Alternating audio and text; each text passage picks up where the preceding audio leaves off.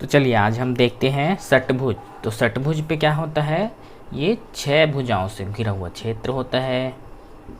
षटभुज में 6 भुजा होती है। तो देखिए ये पहली, दूसरी, तीसरी, चौथी, पांचवी और ये छठवीं। तो इस तरह से षटभुज में 6 भुजा हो गई। और एक चीज़ है कि जो षटभुज होता है ये 6 समबाहु त्रिभुज बनाता है।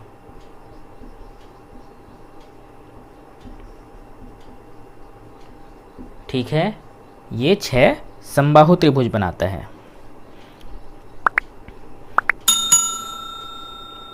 और इसके प्रत्येक आंतरिक कोण है जो होता है 120 अंश का।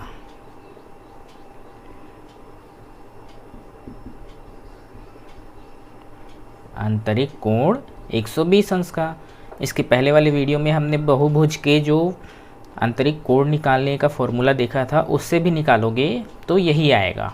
ठीक है, तो हम ज़्यादा समय बर्बाद ना करते हुए इसको आगे बढ़ाते हैं। तो देखो, तो समबाहु त्रिभुज से मिलकर बनता है ये।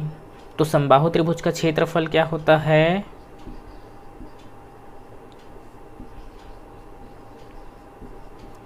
समबाहु त्रिभुज का क्षेत्रफल तो क्या होता है, ये √3/4 इंटू ए स्क्वायर। ये ए क्या है, तो भुजा है ना, ये वाली जो भुजा है ये सब भुजा बराबर होगी। तो समबाहु त्रिभुज में बराबर होती हैं, तो ये हो गया भुजा का स्क्वायर। अब हमें इसका क्षेत्रफल निकालना है, तो क्या हो जाएगा, हमारे जो षटभुज का क्षेत्रफल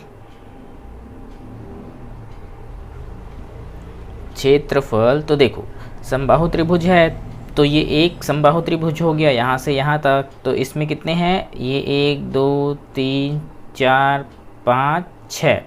तो 6 को मिला दिया जाए तो हमारा बन जाएगा ये षटभुज का क्षेत्रफल। तो इसका मतलब इसमें 6 का गुणा कर देना है, √3/4 इंटू ए स्क्वायर। ठीक है, तो ये कट जाएगा, किससे कटेगा, 2 3 6 2 दूनी 4। तो कितना आ गया ये, 3√3/2 इंटू ए का स्क्वायर। तो ये हमारा निकल गया षटभुज का क्षेत्रफल। ठीक है, तो ये हो गया षटभुज। षटभुज में इतने ही पॉइंट याद रखने लायक हैं। तो अब हम देखते हैं इस पे एक जो तारानुमा आकृति होती है। कभी कभी हमें जैसे इस टाइप का एक तारा दे देता है तो इसके कोण निकालने बोल देता है। तो हम इसकी भी प्रॉपर्टी देखते हैं। ठीक है,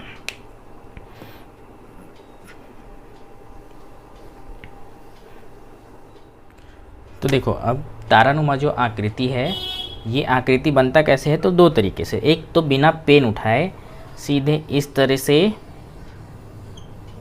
ऐसे बना सकते हैं, और यदि पेन उठा के बनाना है तो डायग्राम हमारा थोड़ा अच्छा बनेगा। तो देखो इसके लिए सीधा सीधा एक ये त्रिभुज का 2 सिरा खींच लेना है, एक को छोड़ देना है। उसके बाद यहाँ से एक सीधा सीधा रेखा, इस रेखा को एक बार इससे मिला दो और इससे मिला दो। तो देखो ये बन गया हमारा तारानुमा आकृति। तो देखो इस पे कितने कोण बन रहे हैं, तो ये पहला, दूसरा, तीसरा, चौथा, पांचवा। ठीक है, तो पहला, दूसरा, तीसरा, चौथा और पांचवा।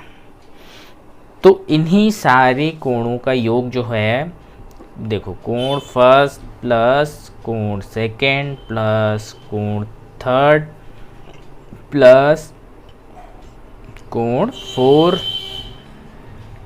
कोण 5।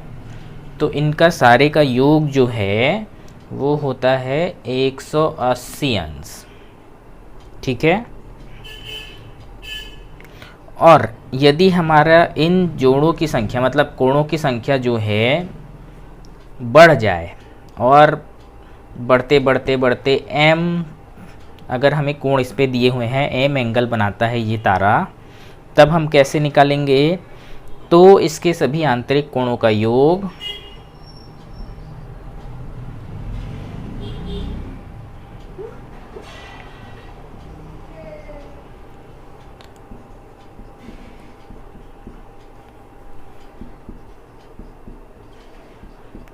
सभी आंतरिक कोणों का योग क्या होगा? तो ये होता है m-4 इंटू 180। ठीक है, तो ये इसका मेन फॉर्मूला होता है। अगर इस पे 5 एंगल बने हैं और इससे ज़्यादा बने, 6, 7, 8, 9, 10 जितने भी बने, तो सीधा सीधे इस फॉर्मूले पे रख देना है, तो हमें उसके सभी आंतरिक कोणों का योग पता चल जाएगा। ठीक है, तो तारानुमा जो हमारी आकृति थी उसमें यही 2 प्रॉपर्टी थी, इनको याद रखना है। इस पे इस तरह से भी पूछ सकता है कि एक एंगल ना दे, बाकी को दे दे, या टोटल दे दे, तो हमें उसको निकाल के बताओ। इस तरह से कुछ भी क्वेश्चंस बन सकते हैं इस पे। ठीक है,